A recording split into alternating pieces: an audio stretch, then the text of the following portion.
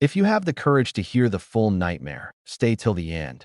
And don't forget to subscribe and hit the bell to uncover more terrifying stories like this. The apartment building had been empty for years, yet on that stormy night, Michael found himself drawn to the old, crumbling structure at the edge of the city. The rain hit the cracked windows in rhythmic bursts, like an ominous heartbeat echoing through the hallways. He had no memory of why he came here, only a single, terrifying urge to go inside. As he pushed open the rusted front door, a strange odor hit him, like wet ash mixed with something far worse, something that smelled almost alive. The air inside was thick and heavy, pressing down on his chest. The floorboards creaked beneath him as he stepped forward, each sound amplified by the oppressive silence around him. Lightning flashed outside, briefly illuminating a long, narrow corridor. Shadows seemed to stretch unnaturally along the walls, bending into shapes that weren't human, shapes that watched him silently. Michael's stomach turned. He knew instinctively he shouldn't be here, but his legs moved on their own, carrying him deeper into the building. Then he heard it, a whisper, barely audible, like the faint scratch of nails on metal, yet somehow unmistakable. Michael, his name, spoken with a voice that was not his own, yet horrifyingly familiar. He froze. The sound seemed to come from every corner of the corridor at once, wrapping around him, squeezing his mind. A door at the far end of the hallway shook violently, as if something on the other side was trying to escape. The wood splintered, revealing only darkness beyond. Michael's breath quickened. His instincts screamed at him to run, yet the curiosity, or maybe the madness, pulled him closer. He reached the door and pressed his hand against the cold, rotting wood. It felt wet. The texture was wrong, like it was pulsing beneath his fingers. The whisper came again, closer now, right behind him. "Don't leave, don't leave." He spun around. Nothing. Just the long, narrow hallway stretching into darkness, and the faint flicker of lightning through shattered windows. A low groaning began, echoing from somewhere above, or maybe below. The building seemed to breathe, walls moving subtly as if trying to contain him. He stepped forward, and a faint outline of a figure appeared in the hallway ahead. Tall, impossibly thin, with limbs that bent at unnatural angles. Its eyes were empty voids that seemed to suck the light from the storm outside. Michael froze, realizing too late that the building itself was alive. The shadows began to crawl along the floor toward him, moving with a purpose that was not his own. Panic rose in his chest, but when he tried to scream, nothing came out. His voice was swallowed by the walls, leaving only the wet, pulsing sound of something breathing beneath the floor. The last thing he saw before the darkness consumed him completely was the figure taking a step toward him, its long fingers reaching. Michael would never see the hallway again, but the building was just beginning its game. That Michael's eyes snapped open. The hallway was gone, replaced by a spiraling staircase that seemed to descend forever. His legs moved without asking, carrying him step by step into deeper darkness. Every time he thought he could see the bottom, the stairs stretched further, twisting into impossible angles, as if gravity itself had been rewritten. The walls pulsed again, this time with faint red veins like exposed arteries, throbbing in sync with his heartbeat. A cold wind whipped up the stairs, carrying distant screams that seemed eerily human yet horribly distorted, like laughter warped into terror. Michael's hand slid along the railing, which squirmed beneath his grip, alive and slick. A sudden flash of lightning revealed shadowed figures moving along the steps beside him. They mirrored his movements exactly, except their faces were featureless voids, and their limbs twisted unnaturally, as if broken and glued back wrong. Michael stopped. So did they. And then, without warning, the staircase shifted. Steps vanished beneath his feet, replaced by gaps of black nothingness. Michael stumbled, catching the railing that hissed under his fingers. He realized the shadows were no longer beside him. They were above and below, climbing the walls and ceiling, eyes glowing faint red, murmuring in voices layered atop his own thoughts. "We've been waiting. We've always been waiting." The wind shifted again, carrying a sound like thousands of whispers, urgent, chaotic. Something brushed past his leg, a hand, cold and wet, with claws curling into the fabric of his jeans. He jumped back. The shadows reacted instantly, sliding toward him like liquid, closing off every escape. Lightning illuminated the staircase again, showing doors embedded in the walls. Some were splintered open, revealing fleeting images. A child crying in a flooded room, a figure hanging from a ceiling, a mirror reflecting Michael's own face, but twisted, eyes bleeding black, mouth frozen in a scream. He ran toward one of the doors. Inside was a long corridor lined with mirrors. Each reflection showed not him, but dozens of faceless versions of himself, each one moving independently, each one screaming silently. Michael covered his eyes, but the reflections continued, screaming without sound, clawing at the glass from inside the mirrors. A voice suddenly boomed through the staircase, deep and ancient, vibrating through every step. "You belong to us now." The staircase groaned violently, throwing him forward. Michael tumbled down, landing on his knees in a pool of icy water. When he looked up, the staircase had vanished.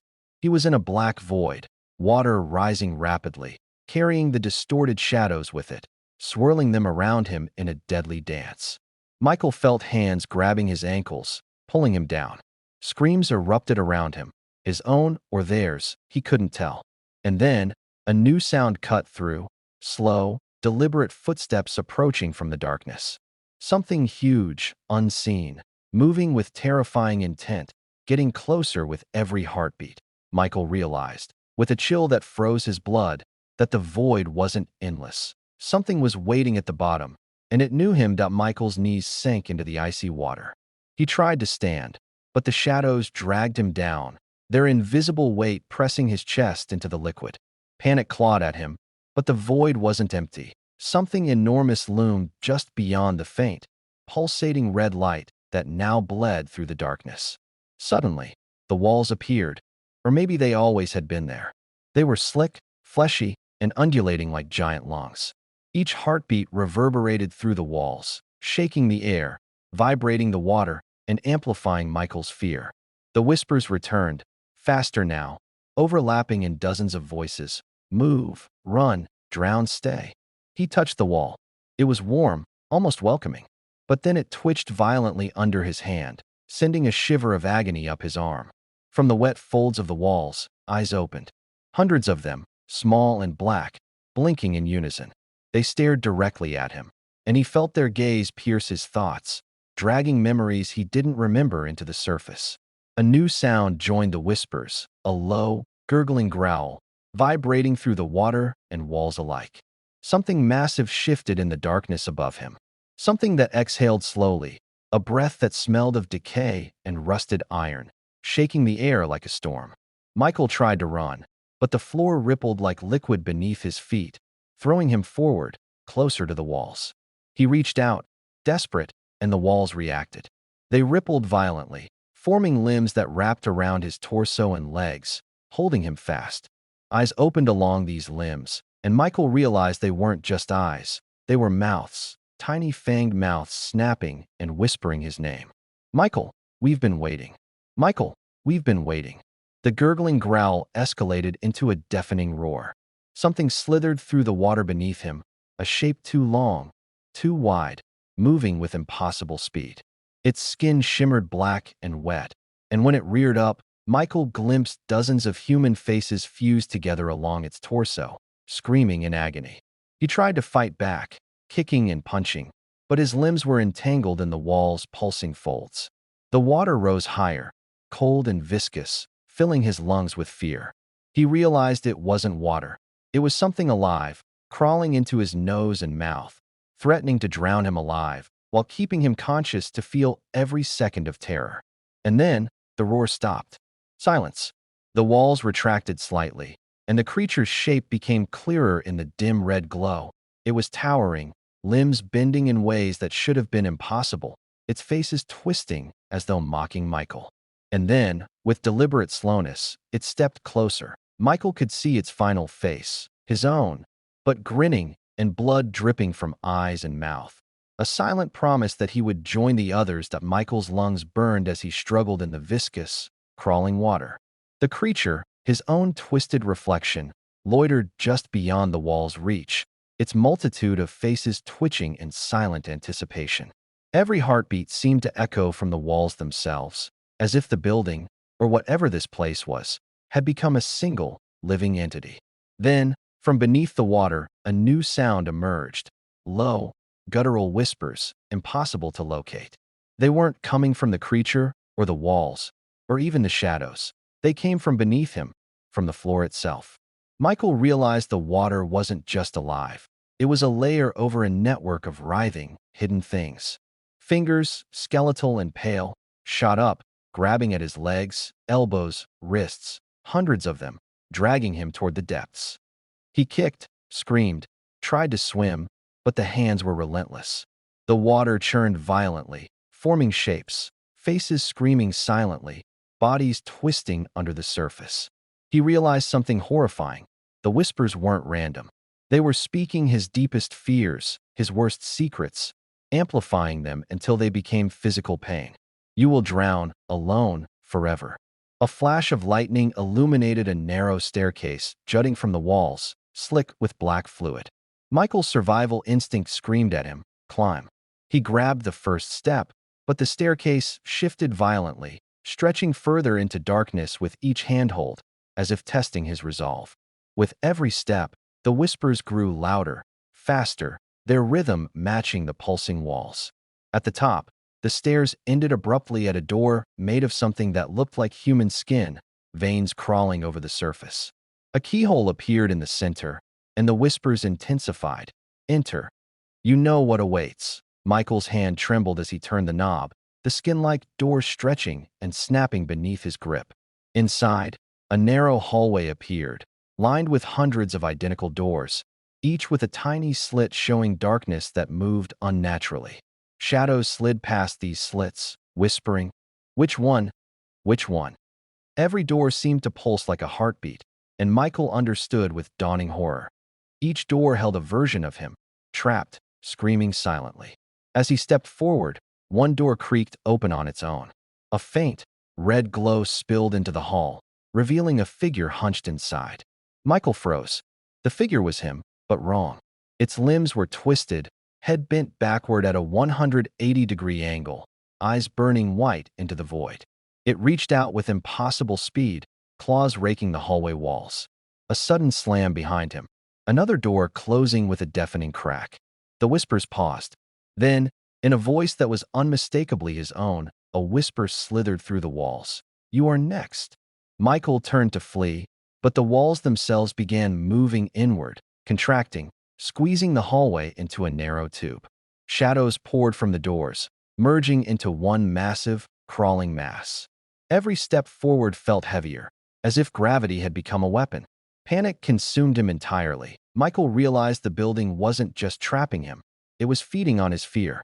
And from below, the whispers promised he would never leave, never even remember the outside world again. Michael stumbled down the narrowing hallway, the walls contracting with every step, forcing him to crouch, then crawl. The whispers beneath the floor had grown into a cacophony of voices, overlapping in a maddening rhythm, each one screaming a different fear he had long tried to bury. "You will never escape. You will never wake." Above him, the ceiling began to ripple, almost like water, and then dozens of eyes blinked open. They weren't human eyes. They were mismatched, some too large, some too small, some with vertical slits, others white as bone. They followed his every move. The sensation was unbearable, as if the eyes could read his memories, twisting them into projections that made him gasp in terror. One eye blinked, and suddenly a shadow detached from it, sliding silently down the wall. The shadow wasn't a person. It was more like a silhouette made of smoke and teeth, with fingers that reached unnaturally long distances. It lunged at him, snapping, and Michael rolled sideways, barely avoiding it.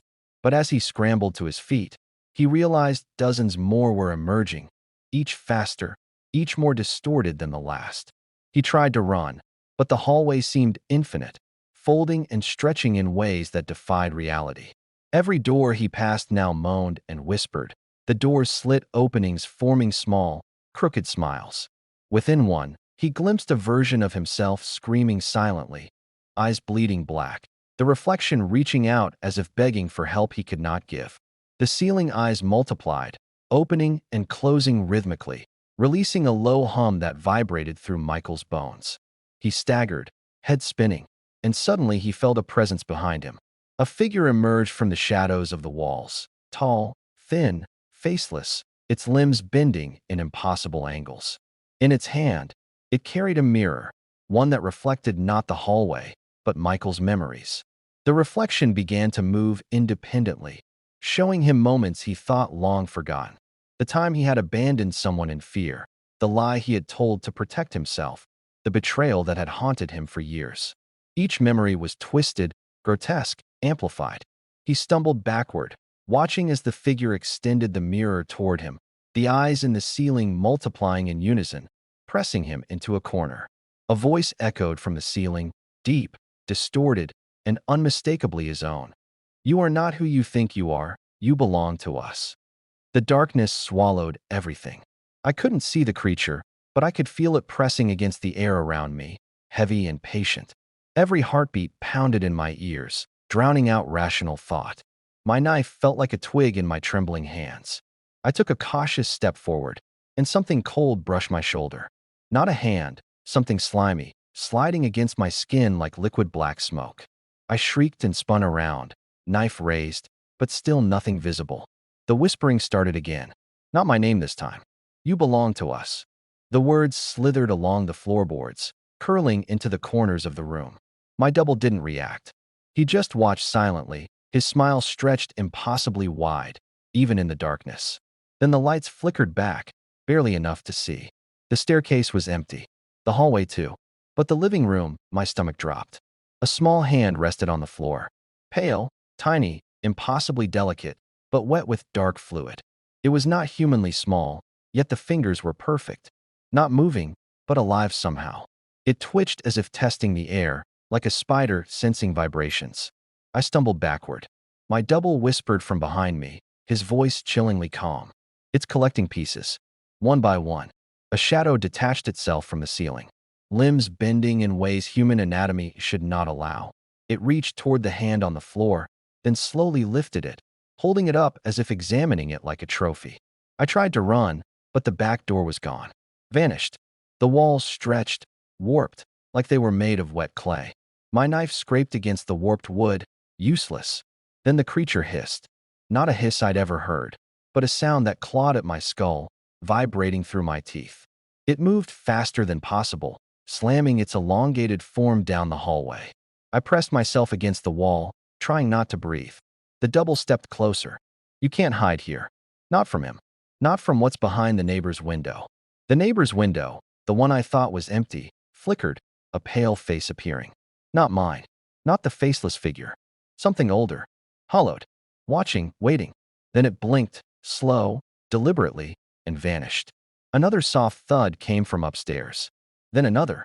The creature tilted its head. The wet black limbs curled around my legs. I screamed, falling onto the floor. I kicked and thrashed, but it held me. I could hear bones bending, not breaking, but bending. A sick, wet pop echoed. And then the whisper came again. Multiple voices now, overlapping, chanting my name in unison, echoing off the walls.